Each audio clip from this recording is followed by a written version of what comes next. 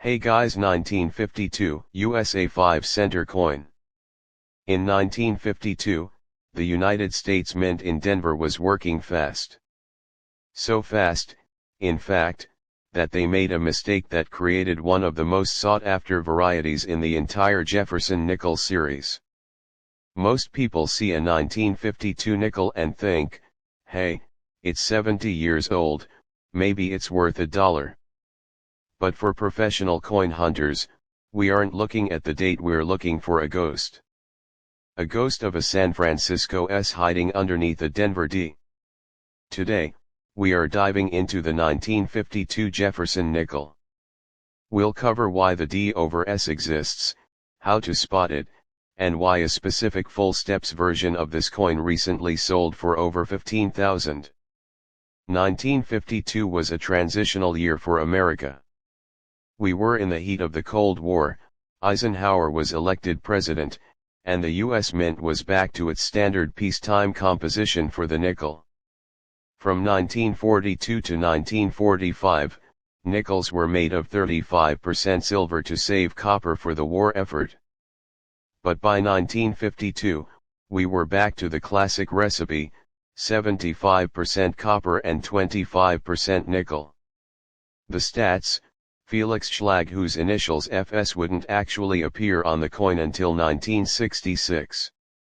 Mintage numbers: Philadelphia no mint mark, 63,988,000. Denver D, 30,638,000. San Francisco S, 20,590,000.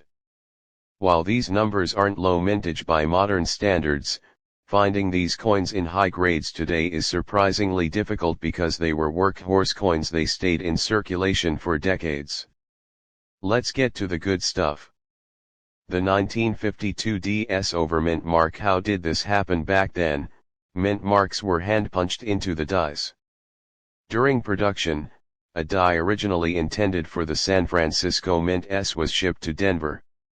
Instead of throwing the die away, a Denver engraver simply punched a D right over the S. Look at the D, it will look slightly thick or distorted. The bottom curve: look for the bottom curve of the S protruding from the bottom of the D loop. The upper left: sometimes you can see the top serif of the S poking out to the left of the top of the D. You absolutely need a 10x jeweler's loop or a USB microscope to confirm this. If you find one in average circulated condition, it's worth about 50 to 100. But in mint state 65 you're looking at 600 to 1000. Even if you don't have the D over S error, your 1952 nickel could still be worth thousands.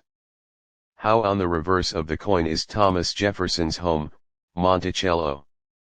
Most nickels from the 1950s were struck with worn-out dies, meaning the steps on the building are usually a blurry mess.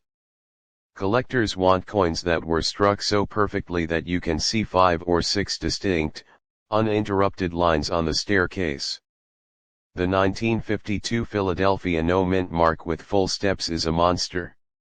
In a grade of MS66 with it can fetch 2000. The 1952 S is even tougher.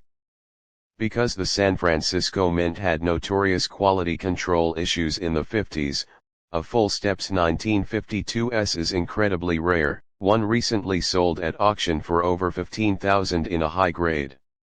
1952 was a messy year at the mint. Keep an eye out for lamination errors.